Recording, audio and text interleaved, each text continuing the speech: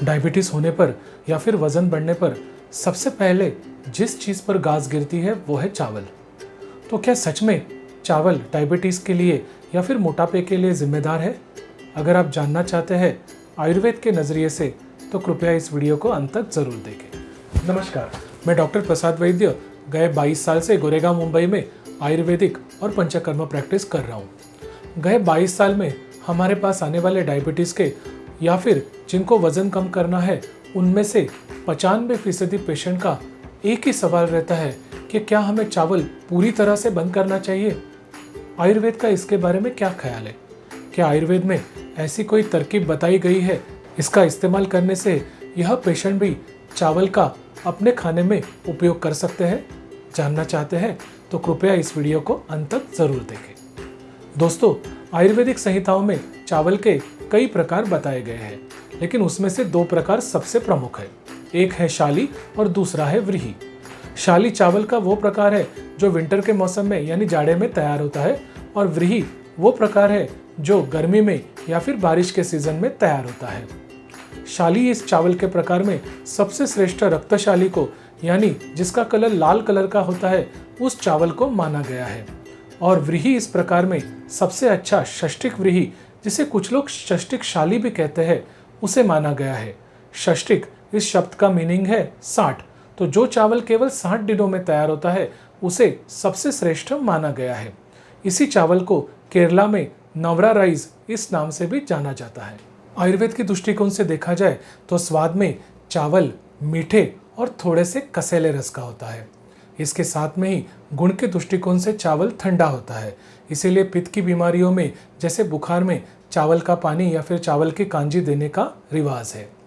इसके साथ में ही चावल शरीर की ताकत बढ़ाता है, चावल आपके आवाज़ को अच्छा करता है और शरीर में शुक्र धातु को बढ़ाने का काम भी चावल करता है।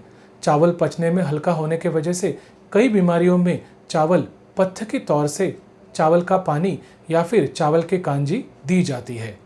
इन गुणों के साथ में ही संहिताओं में चावल खाने से होने वाले दो नुकसानों का जिक्र किया गया है। एक, चावल खाने से आपको कॉन्स्टिपेशन हो सकता है या फिर शायद आपका कॉन्स्टिपेशन बढ़ सकता है, इसीलिए बहुत बार चावल के साथ में घी का इस्तेमाल अवश्य करते हैं।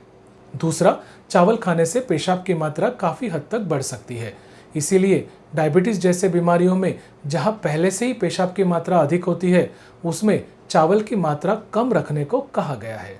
डायबिटीज़ से पीड़ित या फिर जिसे अपना वज़न कम करना है वह व्यक्ति अगर चावल का इस्तेमाल करना चाहे तो उसे आयुर्वेद में बताए गए इस पंचसूत्री का आधार लेना चाहिए। उसके हिसाब से एक, जितना पुराना चावल हो उतना चावल अच्छा होता है। दो, आप जिस एरिया में रहते हैं उस एरिया में जो चावल पकता है वही चावल आपके लिए अच्छा होता है। तीन, अगर आप पॉलिश वाला चावल जो काफ़ी सफ़ेद रंग का होता है वह इस्तेमाल करते हैं तो उसका इस्तेमाल ना करें। चार, अगर हो सके तो रक्तशाली या फिर षष्टिक व्रीहि या षष्टिक शाली इनका ही इस्तेमाल खाने में ज़रूर करें। और पाँच, अक्षत चावल यानी जिस चावल के दाने टूटे ना हो ऐसा अखंडित चावल ज़रूर इस्तेमाल करें। आप सब तो जानते ही है कि चावल के खेती के लिए बहुत पानी लगता है, साथ में ही चावल पकाने के लिए कम से कम 1.5 से 2 गुना पानी लगता है। उसमें भी अगर आप प्रेशर कुकर का इस्तेमाल करते हैं तो यह पूरा पानी चावल में पकते समय समा जाता है, इसीलिए चावल खाने से शरीर में पानी की मात्रा बढ़ जाती है और वह पेशाब के रूप से शरीर के बाहर फेंक दी जाती है। आयुर्वेद में चावल पकाने की एक अलग विधि बताई गई है। इस विधि का इस्तेमाल करके पकाए गए चावल का ग्लाइसेमिक इंडेक्स कम होने के वजह से डायबिटीज़ से पीड़ित व्यक्ति ही नहीं बल्कि जिनको अपना वज़न कम करना है वह व्यक्ति भी सम्यक मात्रा में इस चावल का इस्तेमाल ज़रूर कर सकते हैं। तो दोस्तों, अब जानते हैं इस विधि को पंचसूत्री के स्वरूप में। नंबर 1, आपके पास जितना पुराना चावल यानी कम से कम 1 से 2 साल पुराना चावल हो तो उसे ज़रूर इस्तेमाल करें। पुराना चावल पहचानने का बहुत आसान तरीका है। चावल का एक दाना हाथ में ले ले और उसे तोड़ने की कोशिश करें। अगर वह सहजतापूर्वक टूट जाए तो वह नया चावल है। अगर उसे तोड़ने के लिए काफ़ी कोशिश करनी पड़े, काफ़ी मशक्क़त करनी पड़े तो समझ लीजिए कि वो पुराना चावल है। किसी कारणवश अगर आपको पुराना चावल ना मिले तो कोई टेंशन ना लें। इसके लिए हम 2 उपाय कर सकते हैं।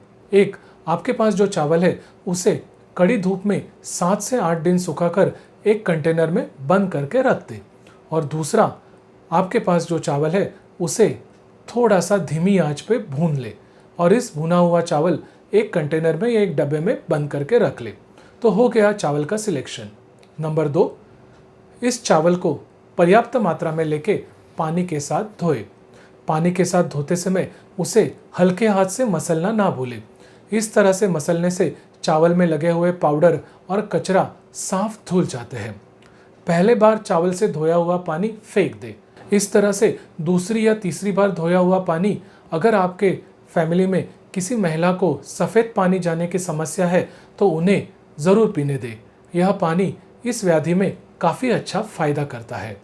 इस तरह से 3 बार धोया हुआ चावल सुखाने के लिए 10 से 15 मिनट तक एक बर्तन में रख दे। अब हम जाते हैं तीसरे पॉइंट की तरफ। नंबर 3, चावल पकाने के लिए चावल से कम 1.5 से 2 गुना पानी लेके उसे उबालने के लिए रख दिए। अगर पानी अच्छा उबाल जाए तो उसे उस चावल के साथ में मिला दे और इस मिश्रण को मध्यम आंच पे पकाने के लिए रख दे। ध्यान रहे कि इस बर्तन को ना ढके। 4, इस मिश्रण को पकते हुए चम्मच से हल्के हाथ से घुमाते रहे, जिसके वजह से चावल जल्दी पक जाए। जब यह चावल आधा कच्चा पका हो, यानी बाहर से तो पका हो लेकिन अंदर से थोड़ा सख्त हो, तो यह मिश्रण गैस के ऊपर से निकाल के रखें। नंबर 5, इस आधे पके हुए मिश्रण में से पूरी तरह पानी निकाल दें। अगर आप थोड़ा नरम चावल चाहते हो तो उसमें थोड़ा पानी अवश्य रहने दें। इस मिश्रण को वापस गैस के ऊपर धीमी आंच पे पकने दें। ध्यान रहे कि इस बर्तन के ऊपर चावल पकते समय ढक्कन अवश्य रखें। जब इस प्रकार से पकाया हुआ चावल अच्छी तरह से तैयार हो जाए, यानी चावल का हर दाना एक दूसरे से अलग अलग दिखाई दे, तो गैस बंद करें और यह गर्मा गर्म चावल दाल के साथ में या फिर सब्जी के साथ में, जी हाँ, टर्मरिक युक्त दाल के साथ में, ऊपर गर्मा गर्म घी के साथ में, सब्जी के साथ में या सांबार के साथ में ज़रूर परोसें।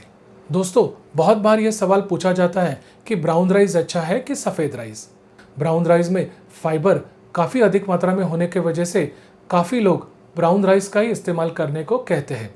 आयुर्वेदिक दृष्टिकोण से देखें तो ब्राउन राइस पकने के लिए कम से कम 40 से 45 मिनट का समय लेता है, तो वाइट राइस पकने के लिए केवल 10 से 15 मिनट काफ़ी होते हैं। इतना अधिक समय लेने के वजह से ब्राउन राइस पचने के लिए काफ़ी हेवी होता है, तो वह व्यक्ति जिनकी पचन शक्ति काफ़ी अच्छी है वह ब्राउन राइस का इस्तेमाल अवश्य कर सकते हैं। अदरवाइज़ आप सफ़ेद राइस का इस्तेमाल भी ज़रूर कर सकते हैं, लेकिन ध्यान रहे कि उस सफ़ेद राइस के साथ में हल्दी युक्त रसम, सांबार या फिर दाल का घी के साथ में या फिर सब्जी के साथ में ज़रूर इस्तेमाल करें।